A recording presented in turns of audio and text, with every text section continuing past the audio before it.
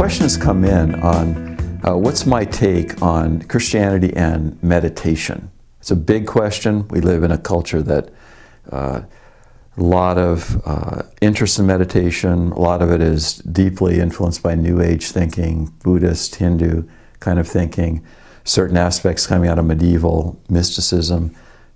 And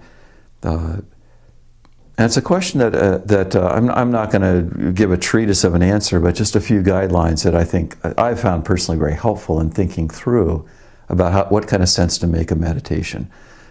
First thing, is it wrong to just slow yourself down, stop, take some time, even take a deep breath, just kind of collect your wits? Of course it's not wrong.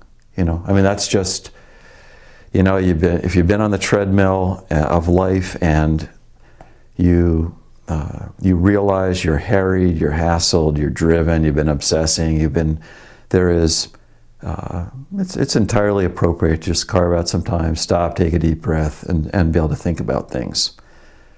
What is it, though, that would then make what we might call meditation uniquely Christian or decisively non-Christian? And there's two things that I would say that define what you do. It's sort of what you do next after you've slowed down and said, take a deep breath, calm down, then what do you do?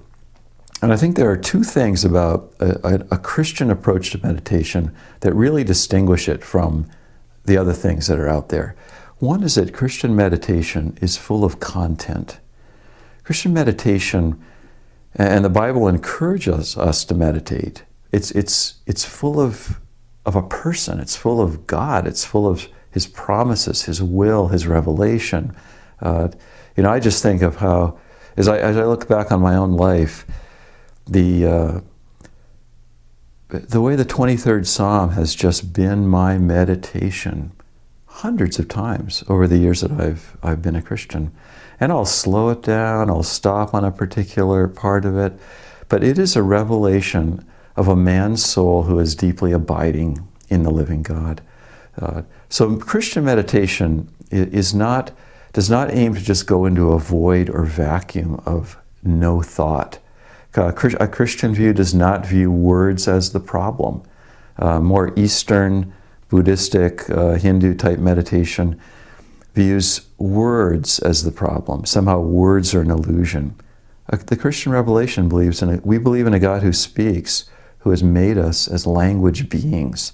So the fact that in our thought life there can be content is it's one of those unique things about a Christian approach. And then the second thing about a Christian approach to meditation is that it's not only content full, but it's conversational. That Christian meditation leads to a conversation, whereas other approaches to meditation that sort of simply try to take you into the inner stillness. You'll even find ways where, in the name of Christianity, people will talk about how wordless prayer, contemplative prayer, getting into the interiority of silence, and that somehow wordlessness is a more elevated state of prayerfulness and union with God. Those are really Buddhist notions, not Christian. You might say that in Christian meditation, the highest state has words in it. We are called to know, love, trust, need, turn to a person, the living God. And our meditation